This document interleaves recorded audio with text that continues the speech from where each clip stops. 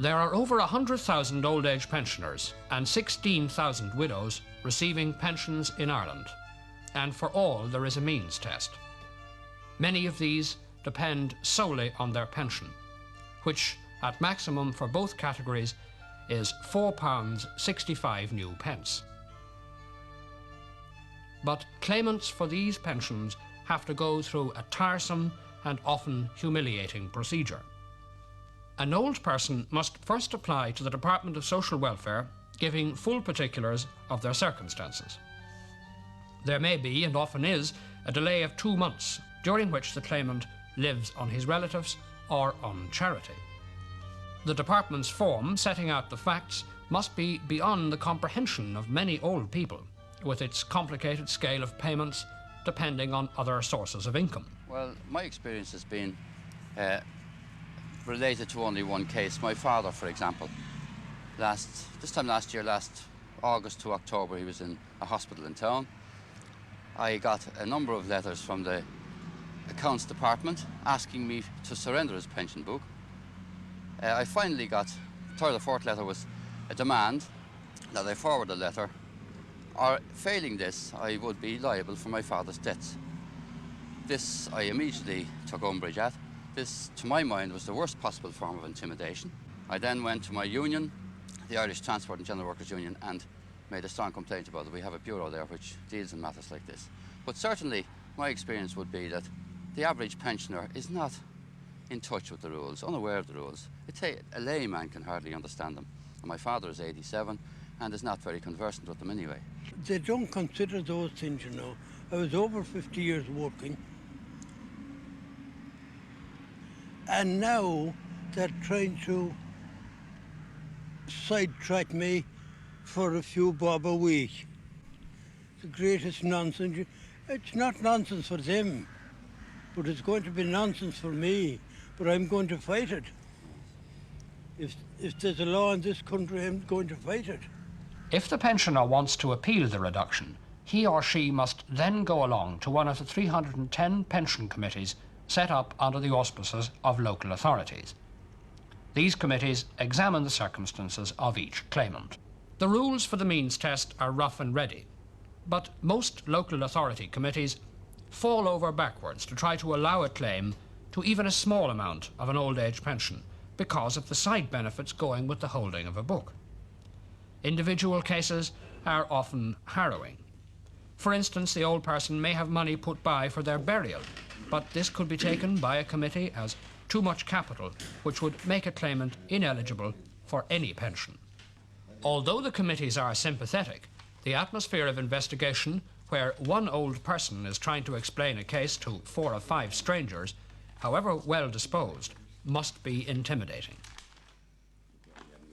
The final decision is made by a faceless official who almost certainly has never met the claimant and will not allow any outside evidence on behalf of the claimant. The effect of the delays in investigations on old people is obvious. About 4 years ago, when we got an increase from our overseas pension, we didn't know that we should notify the people here. And the consequences was our books was taken from us. And This was yourself and your husband, Mrs. Yes, Kane. both. And then it was away, we were without money for a few months, and through influence we got them back. But during that, by the time the books came back, my husband was away in hospital because he got a nervous breakdown. Owing to it, he thought the police were going to take him and that he was going to be put in prison. And he said that it would be better for him to be at the bottom of the canal or his head in a gas oven than to have to face that ordeal. So he began to get worse and worse, and we had to have him removed to hospital. How did this affect you, Mrs. Kane? Very much. My health failed me very, very much. Were you afraid that he was really frightened and that he was going to carry out these threats? I knew he was nervous, and I knew he wasn't himself at all. So then I went with my daughter and got the books back, but by then he was away. So then when he came back, they gave him great treatment and he was grand. when he came back and remained there for a long time, remained good for a long time, then our books were taken from us again, and we had to go to 4 Mountjoy Square, as we were notified to go. And then when he came home from there, he was bad again. He didn't like to have to go, and he said he would never go there again. But he never recovered from the first breakdown he got, and he got bad off and on, and finally he died. Well, now, what happened then? His Then pension was cut off, his British pension was cut off. His pension was taken away. I sent back the books immediately, and I sent the book back to the overseas people also immediately. And they sent me a letter from the overseas telling me that they were very sorry for my trouble and that they would give me a little increase to pull up for the loss of my husband's pension. An increase on your own pension? Yes. And this was from the British Ministry of Pensions? Yes. Yes. Then he was about 2 months dead when I got notice to send his book in that they wanted to cut his pension. That's our pension, people? Yes. They were wanting to cut the pension here. And I just put on the envelope, deceased. I couldn't say any more. Among the strongest critics of the established procedures for assessing old age pensions are some of the people involved in the process. We spoke to Mr. McLaughlin, chairman of the Dublin Pensions Committee.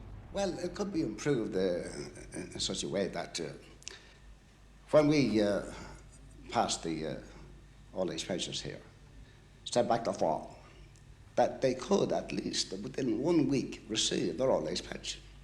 Where now today, it's ending up to 4 to 6 weeks before they get a pension. Now, what I mean by that is that the hardship endured in the meantime, see, we're depriving these old people from their free travel. If they could get their book, we'll say in a week, well, they could use it, they could get free travel. And there's that much hardship that they would endure. Now, it's all right saying that, oh, they will get it some time or other. But during that waiting period, you see, some of them are very, very hard up. Now, another point that I entirely disagree with is, you see, the first £25 of your income, that's disregarded. But that £25 is very, very little. And a lot of these old people, you see, when you ask them, you have £25 in the post office or in the bank. Oh, yes, I have that there, but that's for to bury me. You see, they got a great fear, you see, that if they die, they're a pauper. And they think if they have that £25, or maybe a little more, that they'll get sort of a decent burial. And that, I think, should be increased. Old people or widows, no more than anyone else, cannot live on air and must survive while remote authorities decide their fate. They cannot make any long-term plans, not even for a decent burial, because they aren't sure if their circumstances will remain the same. An old person without their pension book must live on charity, and charity, however well-intentioned, is often cold, a poor reward to our senior citizens for a lifetime of service to the nation. And I don't think that the department concerned realise what they do on old people. I really don't think they realise they would never put old people through this terrible trouble that they put me through if they realised what they were doing. I know they wouldn't do it.